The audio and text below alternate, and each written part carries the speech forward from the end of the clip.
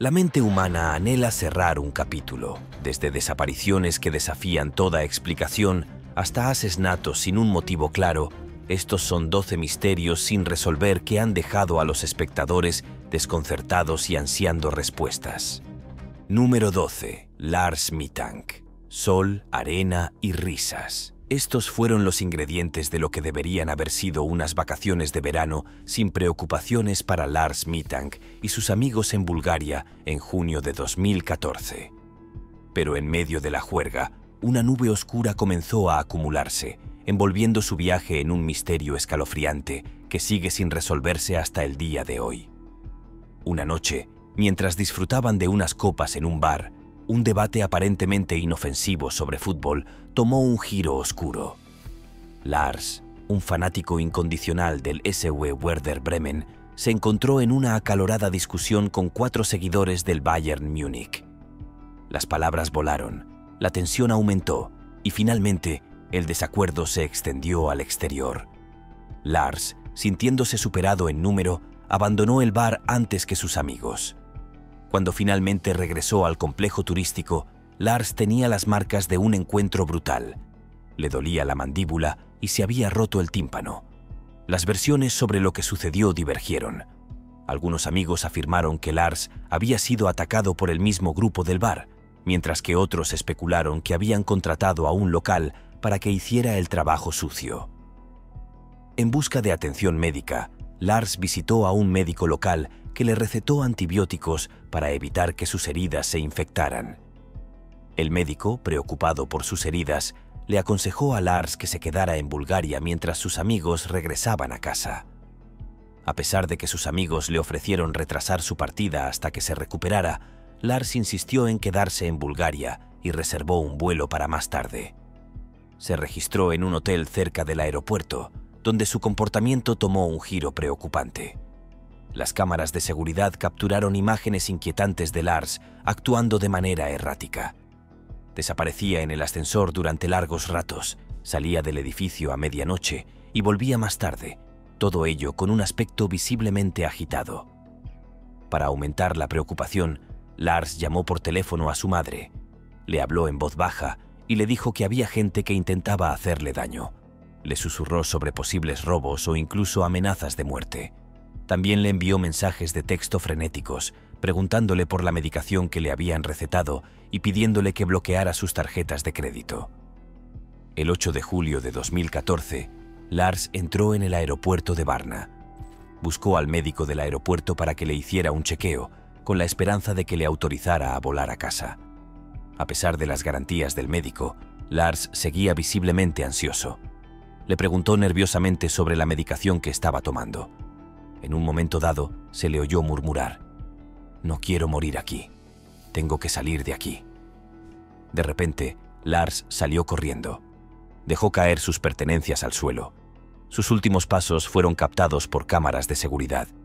Una carrera desesperada por el pasillo, seguida de una atrevida escalada sobre la valla del aeropuerto.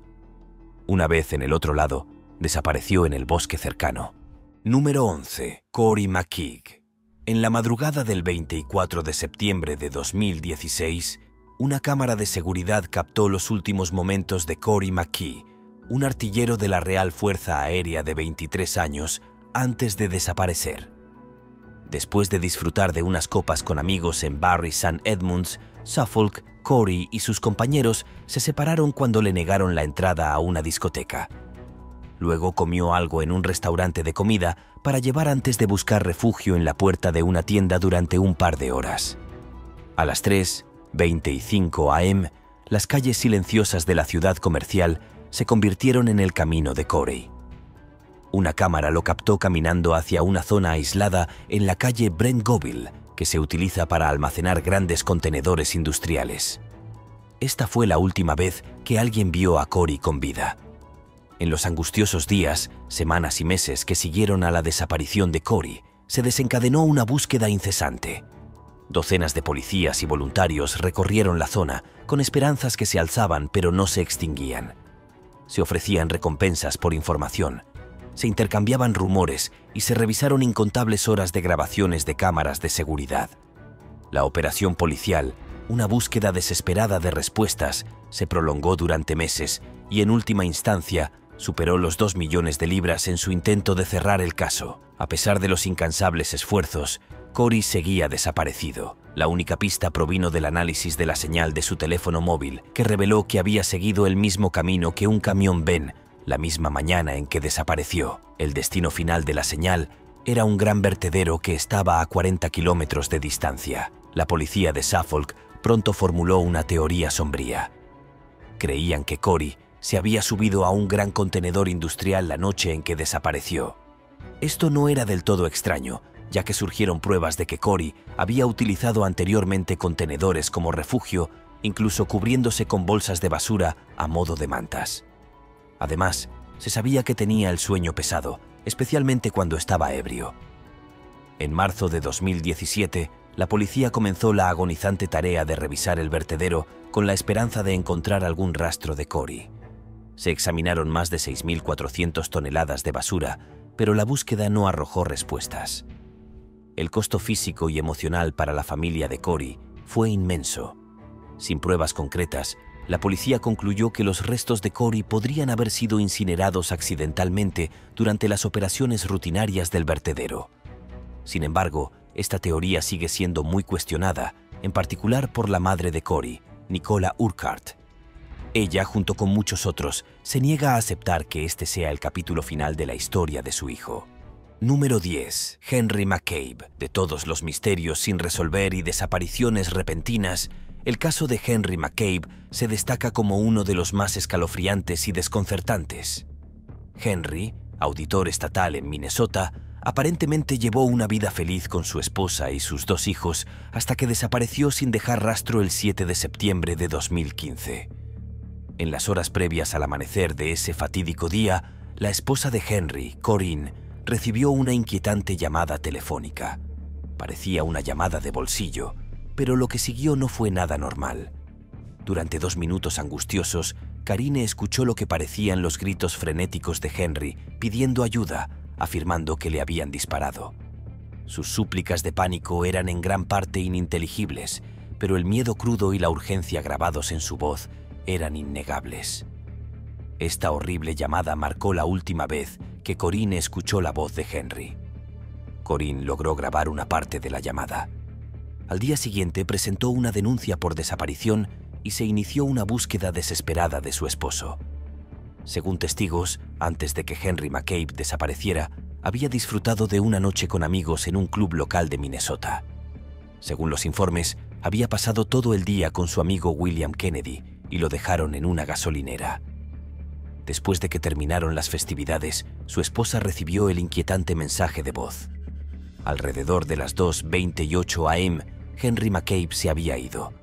Como un fantasma que desaparece en el aire, se desvaneció sin dejar rastro. Después de la inquietante llamada telefónica, no había actividad bancaria, ni comunicación laboral, ni llamadas telefónicas. Parecía que se había evaporado de la existencia. Se lanzó una operación masiva de búsqueda y rescate en busca de cualquier señal de Henry. Pero las semanas se convirtieron en meses y la esperanza se desvanecía con cada día que pasaba. Finalmente, el 2 de noviembre de 2015, un kayakista hizo un descubrimiento sombrío. El cuerpo de Henry McCabe fue encontrado en un lago a 6 millas de la gasolinera donde su amigo lo había dejado. El misterio se profundizó con el descubrimiento del cuerpo de Henry. Contrariamente a los gritos escalofriantes y la mención de disparos en el buzón de voz, no se encontraron signos de violencia en sus restos. Según los informes, Henry murió por beber en exceso y ahogarse en el lago donde fue encontrado. El médico forense concluyó que no hubo circunstancias sospechosas en torno a su muerte. Incluso hoy, la desaparición de Henry McCabe y los hallazgos posteriores arrojan largas sombras de incertidumbre. El escalofriante mensaje de voz, el cuerpo encontrado en el desierto y la falta de respuestas definitivas siguen atormentando a sus seres queridos y alimentando la especulación. Aunque el caso oficial puede estar cerrado, la búsqueda de la verdad y la comprensión sigue siendo un capítulo abierto. Número 9. Brian Shaffer. De 27 años y estudiante de medicina de 2º año en la Universidad Estatal de Ohio, tenía un futuro repleto de potencial. Sin embargo, El 1 de abril de 2006, ese futuro dio un giro escalofriante. Una noche aparentemente normal, celebrando las vacaciones de primavera con amigos, se convirtió en una noche de sombras y preguntas sin respuesta. Todo comenzó el 31 de marzo de 2006. En busca de un descanso después del estrés de los exámenes de primavera, Brian y su compañero de habitación Clint Florence se dirigieron al concurrido bar-salón Ugly Tuna en el animado distrito universitario de Columbus. Estaban listos para relajarse y disfrutar de una noche de diversión. Alrededor de las 10 p.m., Brian llamó a su novia Alexis. Quería confirmar sus planes y decirle que la amaba. Alexis se dirigía a ver a sus padres, pero planeaban reunirse el lunes por la mañana. Después de unos tragos y unas cervezas en el Ugly Tuna, Brian y Clint continuaron su noche paseando por el animado Arena District y Short North. Allí se encontraron con Meredith, la amiga de Clint, quien se ofreció a llevarlos de regreso al Ugly Tuna.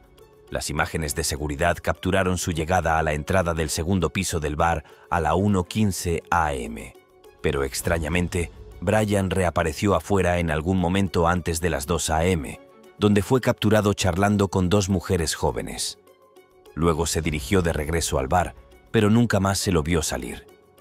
Florence y Reed intentaron comunicarse con Brian en su teléfono, pero sus llamadas fueron directamente al buzón de voz. Preocupados, decidieron regresar a casa cuando el bar cerró. El fin de semana transcurrió con creciente preocupación, ya que las llamadas del padre de Brian, Randy, y de su novia Alexis no recibían respuesta. Finalmente, el lunes por la mañana, Brian perdió un vuelo programado, y esto consolidó la escalofriante realidad de que estaba desaparecido. Los días siguientes fueron un torbellino de actividad. Hasta 50 agentes de policía peinaron la zona con la esperanza de encontrar alguna señal de Brian. Sus amigos y familiares fueron interrogados exhaustivamente, y todos se sometieron a pruebas de polígrafo para descartar cualquier implicación, en particular el compañero de habitación de Brian, William. Florence se negó a someterse a la prueba del polígrafo. Esta decisión, junto con su proximidad la noche de la desaparición de Brian, naturalmente llevó a algunos a cuestionar su papel en los hechos. Comenzaron a surgir teorías, y algunos creían que Brian podría haber tenido un final trágico, mientras que otros especulaban que había elegido desaparecer y comenzar una nueva vida con una identidad diferente. A pesar de estas especulaciones, la familia de Brian se mantuvo firme en que no había ninguna razón para que desapareciera intencionalmente. Hasta el día de hoy, Brian sigue siendo una persona desaparecida.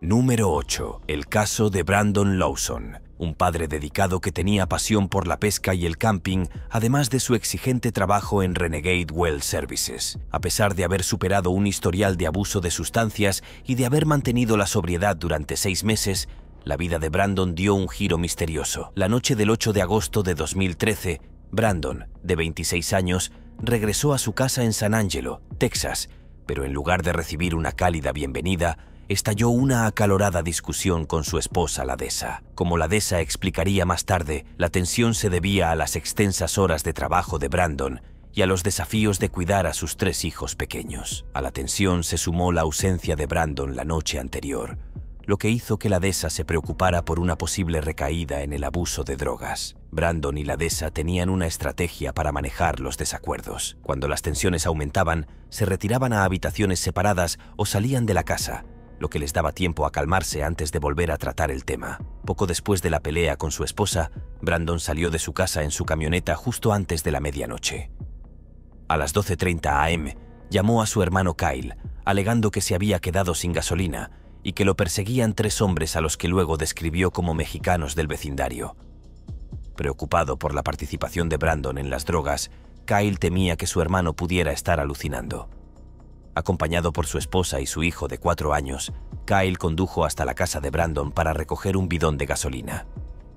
Los hermanos intercambiaron múltiples llamadas con Brandon, a menudo terminando abruptamente las conversaciones.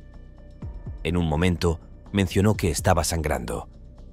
En una inquietante llamada al 911, Brandon afirmó que lo estaban persiguiendo hacia el bosque. Cuando Kyle y la policía llegaron, la camioneta de Brandon estaba abandonada, pero Brandon no estaba por ningún lado. A pesar de una exhaustiva búsqueda durante la noche por parte de la familia de Brandon, no hubo rastro de él. Los intentos posteriores de comunicarse con él no arrojaron resultados y aparentemente desapareció. Casi una década después, el 4 de febrero de 2022, se descubrió ropa identificada como de Brandon. Una búsqueda adicional condujo al descubrimiento de restos humanos cerca de su última ubicación conocida.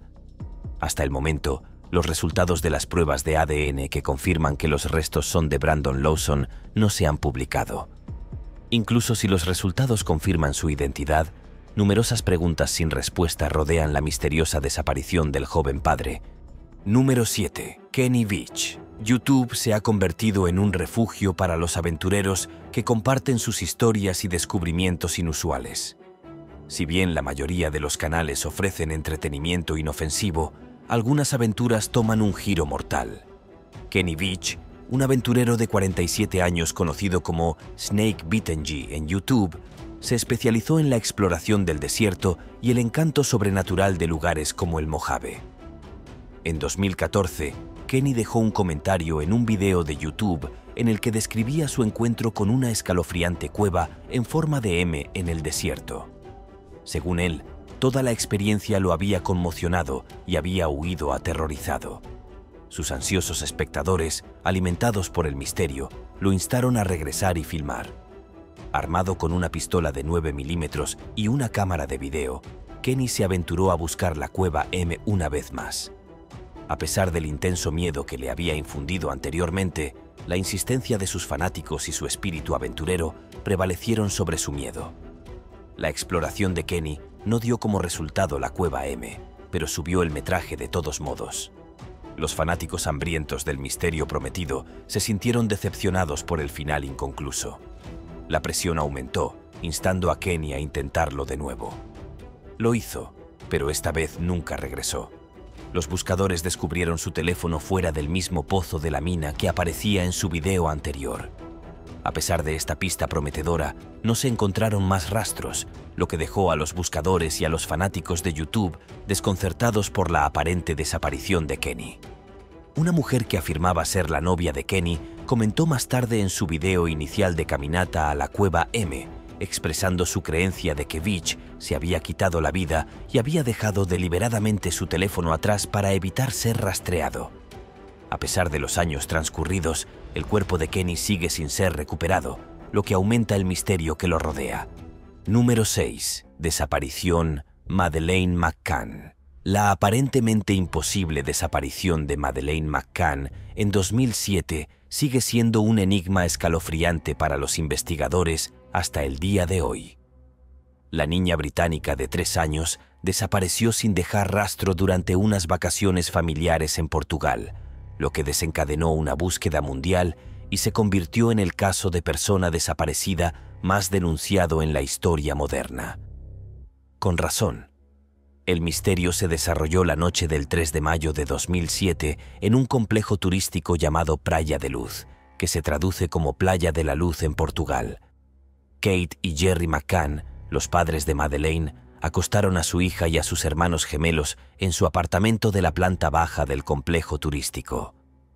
Luego se reunieron con amigos para cenar en un restaurante de tapas cercano, seguros de que sus hijos estaban dormidos a salvo. 2 horas más tarde, a las 10 de la noche, regresaron y encontraron a su hija mayor desaparecida, con su cama vacía. De manera inquietante, los McCann recordaron más tarde una pregunta que Madeleine había hecho durante el desayuno esa mañana.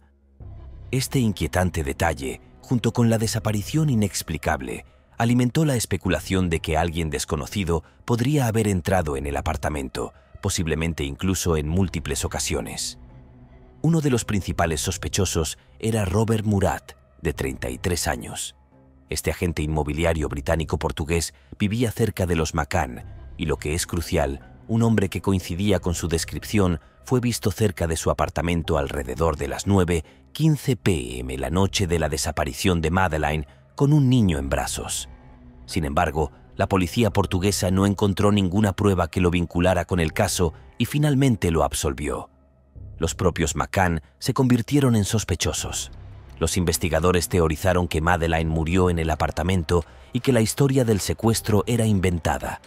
Esta sospecha surgió del comportamiento inusual de los perros rastreadores que estaban inusualmente alerta tanto dentro del apartamento como alrededor del coche de los McCann. Sin embargo, nunca se descubrió ninguna prueba de los restos de Madeleine y los padres fueron absueltos en 2008. El caso ha suscitado numerosas teorías, a menudo disparatadas, a lo largo de los años.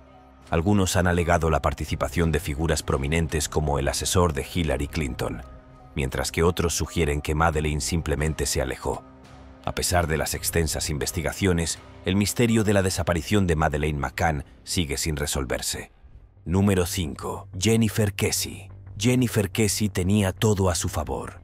Una familia que la apoyaba, un novio cariñoso y una carrera prometedora.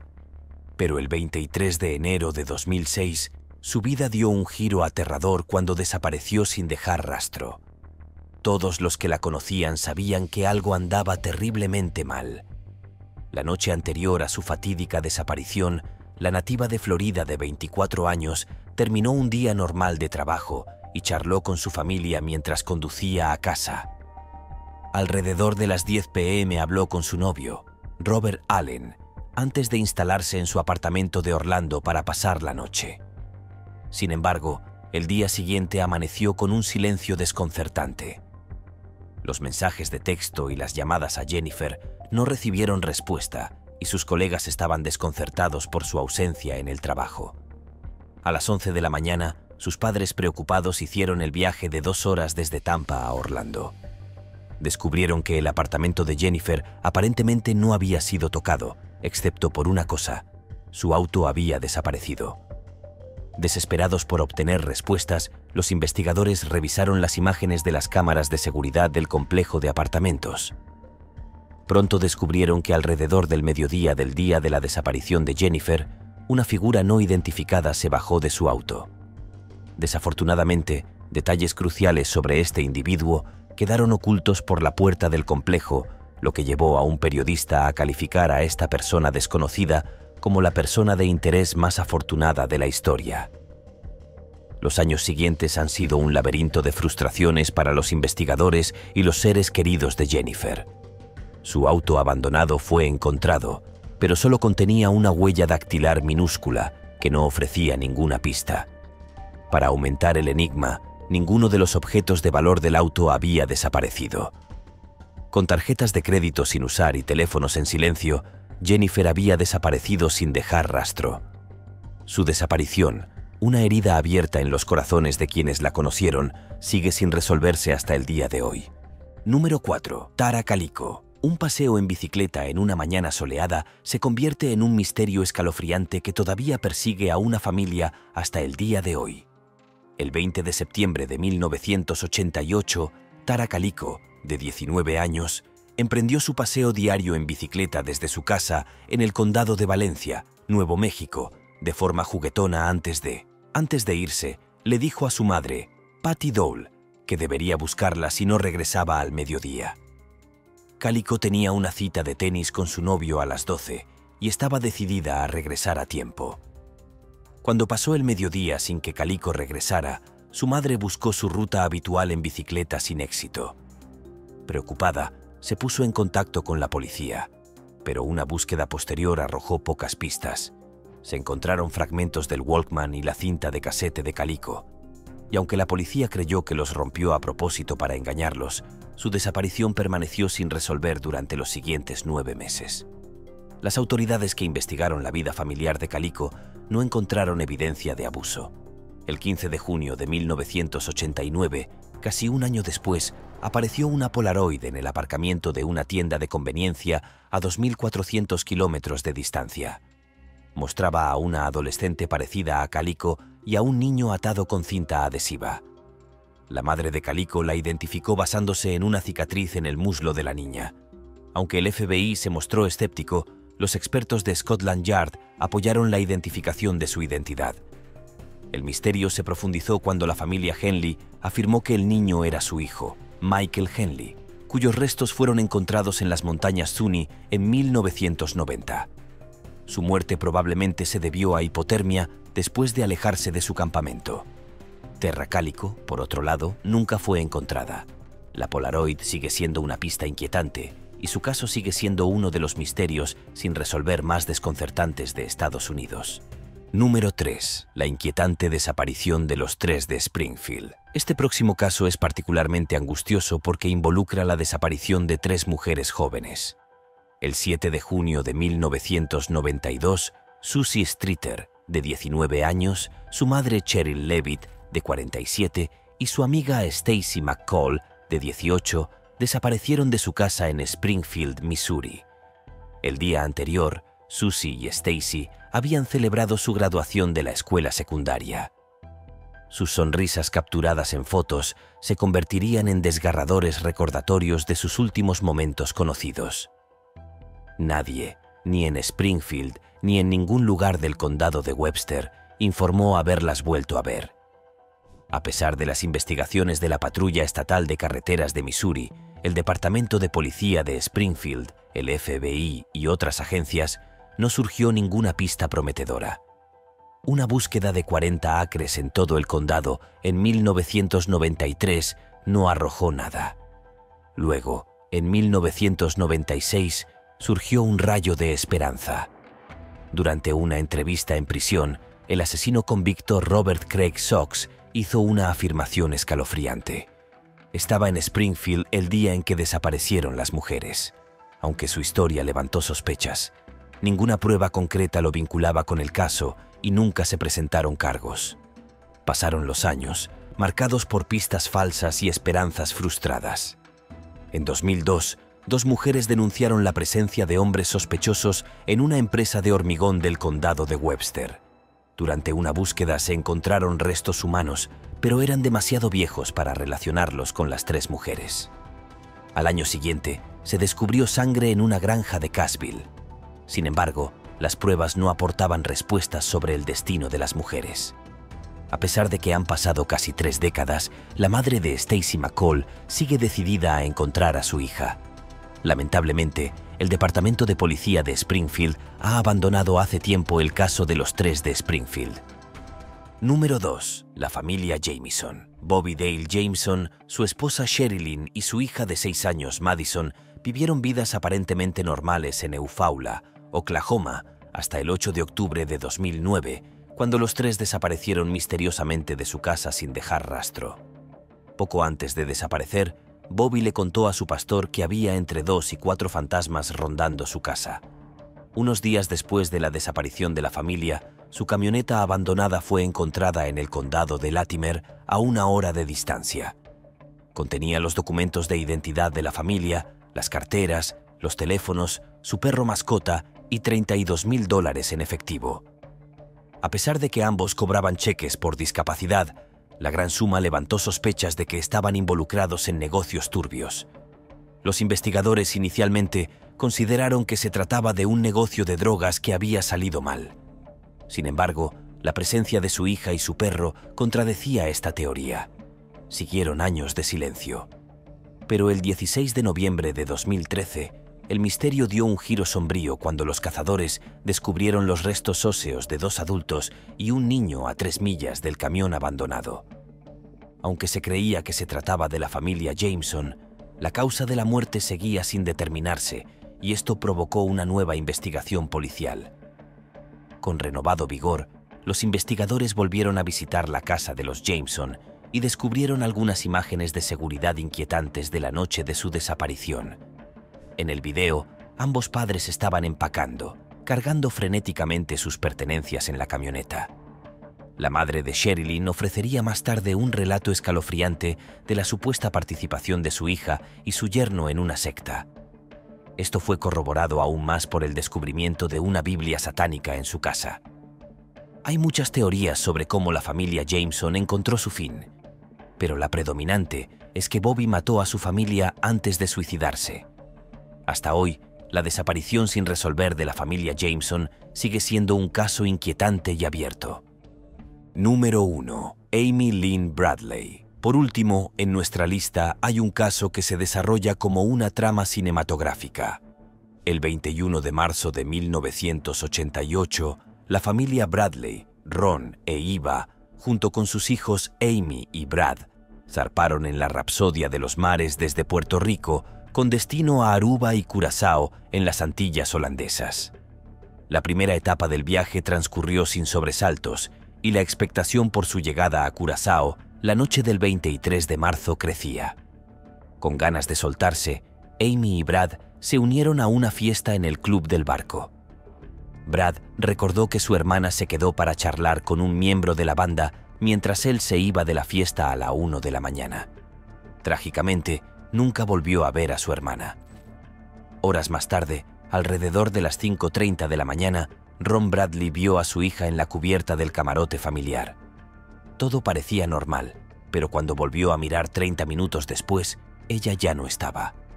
Desesperado, Ron revisó su habitación y la encontró vacía, salvo por sus cigarrillos y un encendedor.